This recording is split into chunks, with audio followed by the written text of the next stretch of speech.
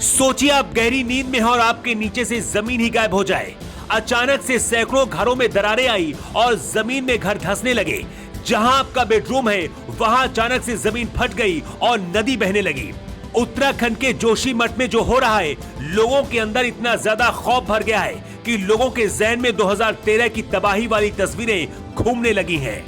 बिगड़ते हालातों को देखते हुए एशिया के सबसे लंबे रोपवे को बंद कर दिया गया है। लोग अपनी जान बचाकर दूसरी जगह पर जा रहे हैं। 22,000 से ज्यादा लोगों की जान खतरे में है। लेकिन ऐसे हालात क्यों हुए और इस हालत का जिम्मेदार कौन है, इसकी पूरी कहानी समझना आपके लिए बहुत जरूरी है। उत्तराखंड में जोशीमठ मोरेन पर बसा हुआ एक शहर है।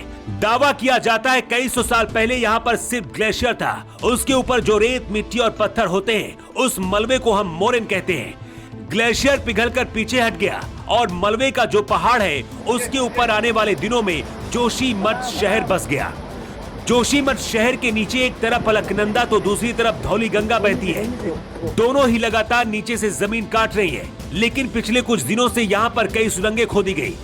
यहाँ के लोगों ने इसका विरोध किया लेकिन उनकी नहीं सुनी गई। यहाँ के लोगों को पता था कि आज नहीं तो कल ऐसे हालात होंगे और अब वही हुआ है। जोशीमठ में सिर्फ देश ही नहीं बल्कि दुनिया भर के टूरिस्ट आते हैं। वैली ऑफ फ्लावर्स भी यहीं पर है। इसके अलावा हेमकुंड साहिब जो सिखों का पवित्र तीर्थ स्थान है और बद्रीनाथ के लिए भी लोग यहीं पर आते हैं। ये नेचुरली एक एंट्री पॉइंट है। जोशीमठ में अचानक से घर क्यों धंसने लगे और महाप्रलय की आहट क्यों दिखाई देने लगी है, इसकी वजह आपको बताते हैं। उत्तराखंड सरकार यहाँ पर बड़े बड़े प्रोजेक्ट लेकर आई ताकि ज्यादा से ज्यादा पर्यटक यहाँ पर आए और बहुत सारा पैसा कमाया जा सके। एक जेपी प्रोजेक्ट और एक एनटीपीसी प्रोजेक्ट, इन दोनों प्रोजेक्ट का असर यहाँ पर बहुत ज्यादा हुआ है। पिछले कुछ साल के अंदर ही पूरे पहाड़ को खोखला कर दिया गया है। 1976 में मिश्रा कमेटी की पहली रिपोर्ट आई थी। तब पहली बार कहा गया था कि जोशीमठ में तोड़फोड़ नहीं करनी चाहिए। पिछले साल भी 2 कमेटी ने अपनी ब्रीफ रिपोर्ट दी थी। एक रिपोर्ट जाने माने जियोलॉजिस्ट डॉक्टर नवीन जुवाल की कमेटी ने दी थी। दूसरी रिपोर्ट खुद सरकार के डिजास्टर मैनेजमेंट ने दी थी। दोनों रिपोर्ट को देखने से पता चलता है कि उन्होंने यहाँ पर कंस्ट्रक्शन के खिलाफ अपनी राय दी थी। लेकिन इसके बाद भी यहाँ पर सरकार ने रोक नहीं लगाई और पहाड़ को लगातार खोदा जाता रहा। उत्तराखंड सरकार इसे प्राकृतिक आपदा बताकर खुद को नहीं बचा सकती है। 2013 में उत्तराखंड तबाही देख चुका है, लेकिन इसके बाद भी प्रकृति के साथ छेड़छाड़ होती रही।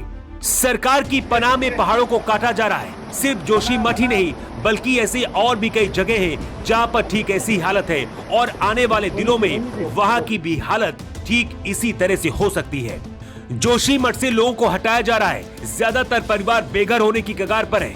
एक घर बसाने में लोगों को जिंदगी गुजर जाती है, लेकिन पूरा का पूरा शहर खतरे में है। सवाल ये भी है कि क्या जोशीमठ में रहने वाले परिवारों को नया घर सरकार देगी या फिर ये परिवार जिंदगी भर अपने हक की लड़ाई लड़ते रहेंगे। वैसे आपको क्या लगता है, जोशीमठ में जो हो रहा है उसके लिए कौन जिम्मेदार है? अपनी राय आप कमेंट बॉक्स पर लिखकर जरूर दें।